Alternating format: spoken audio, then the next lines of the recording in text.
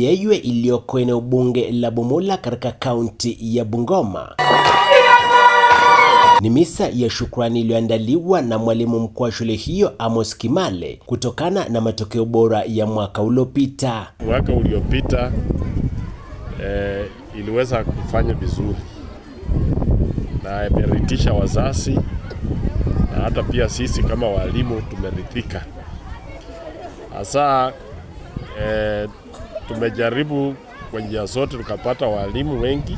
Sasa tuna walimu zaidi ya 20 ambao wanatusaidia katika kufundisha hao wanafunzi.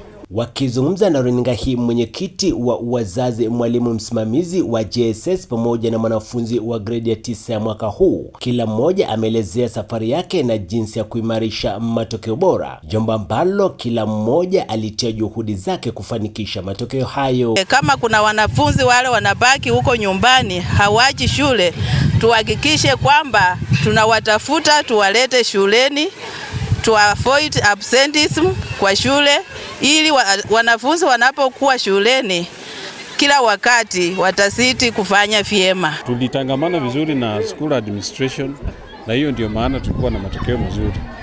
Hata huu mwaka pia tunajisatiti, najua tutafanya vizuri. Sisi tumefurahia matokeo ambayo yametokea kwa mwaka uliopita. Pia sisi tumejiandaa vyema, Mungu Baba akaweza kutubariki. Tukipata matokeo mazuri tutaenda shule mzuri. Sasa akaweza kulipa karo yetu vizuri na tukaweza kukaa kwa madarasani ili tupite mtihani. Akiongoza misa hiyo, padre wa eneo hilo Romano Sobingo vilevile ametilia mkazo swala hilo na kuasihi wazazi, walimu na washikadau mbalimbali wa shule hiyo kutilia mkazo masomo ili kuboresha matokeo hayo. Tumekuwa tukishirikiana pamoja na walimu, na mwaka jana tuliwabariki wanafunzi ambao watahiniwa ambao walifanya mtihani vizuri na wengi wamepelekwa katika shule za kitaifa. Wazazi na walimu na wanafunzi waweze kuungana kuwa kitu kimoja, kwa sababu umoja ni nguvu.